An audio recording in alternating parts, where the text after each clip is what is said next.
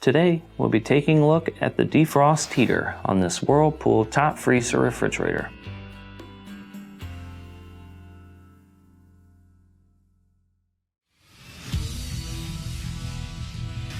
Be sure to visit ApplianceVideo.com, where you will find thousands of repair videos on the latest technology.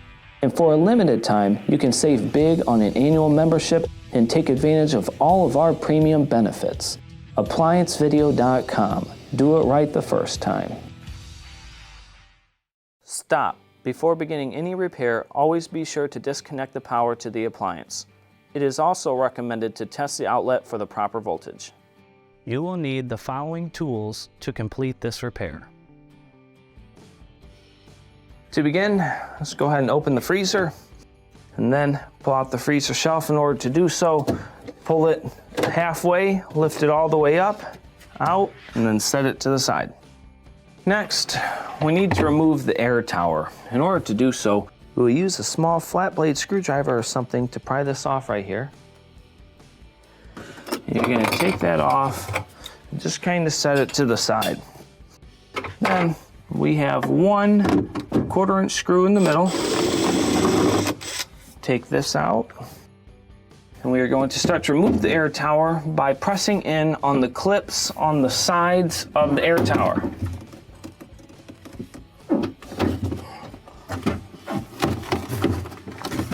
Start to lift up and set it to the side.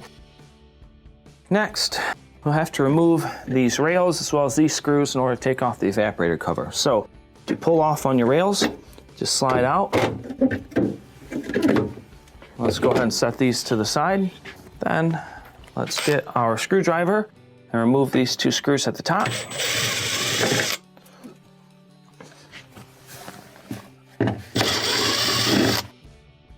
Take these out and set it to the side. Now, when removing your evaporator cover, first we are going to take off this ice maker line cover here. Take out the Phillips screw, lift it up, pull that off. Then we're going to push in on the tabs for the ice maker line to push it back inside here. We'll push it in one more time so it goes into the actual panel.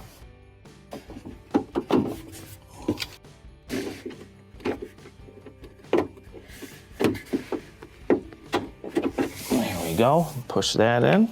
Then we will need to remove a couple more Phillips screws.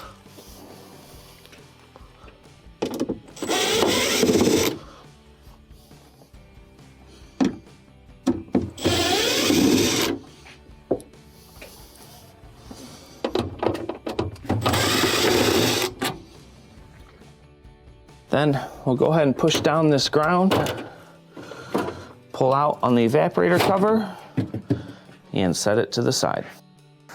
Now that we have the back panel removed, we have clear access to our defrost heater down here. Now the main reason why you would need to access or change out the defrost heater is if the unit is not going to defrost.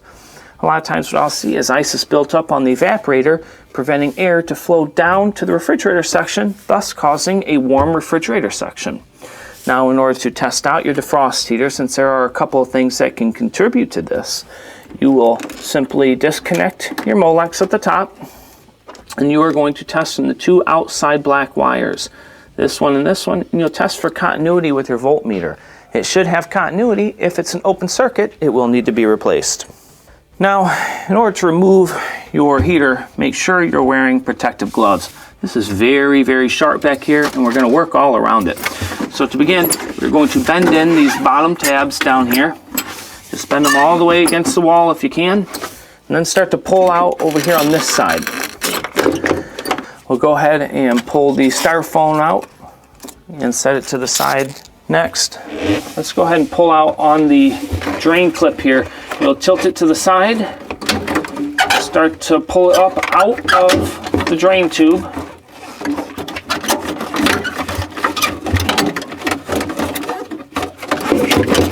Once you get it all the way out, pull out on the heater and set it to the side.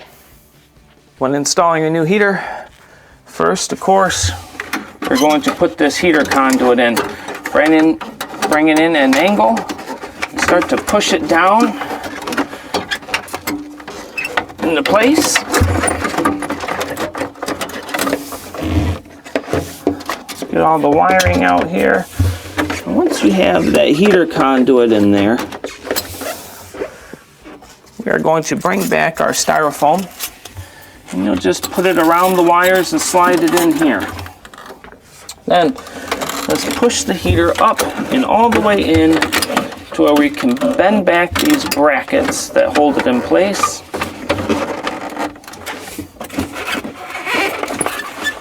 Same on this side. We will reinstall the Molex here. Now we can reinstall the back panel. When reinstalling your evaporator cover, there's a couple things you'll want to do. First, we're going to bring it in at an angle. Now you will not be able to see very well, but I'm going to have to bring the ice maker line and put it inside the slotted area here. So what I'm going to do is kind of move to the side here, put your arm in however it works for you, and start to stick that ice maker line in. Then you'll find the ground, and let's strap the ground up. Then when putting the cover in, you're going to want to put it on top and inside the actual drain pan so that water can go down. And then you'll see when you're pushing it to the back, put your finger in here to lift up on your ice maker water line, push your panel back. Now let's go ahead and reinstall the screws. Let's start with the ones at the top corner here and go across.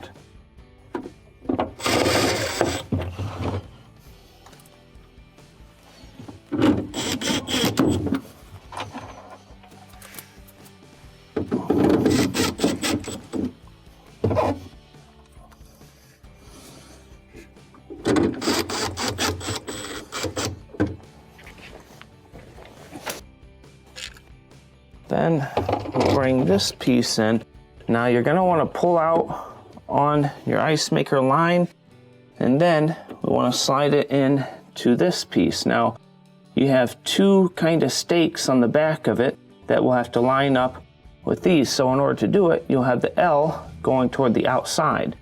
So let's bring it in, kind of match up with the ice maker line and pop it in place. And just pull out on your ice maker line here a little bit to clip it into this plastic housing. Let's slide on the cover. Top goes in first, bring it in, reinstall your screw. Now we can reinstall the rails. Next, let's go ahead and reinstall the ice maker mounting screws. I'm going to start them by hand just to make it a little easier since it's actually going into the side of the fridge. Tighten them up.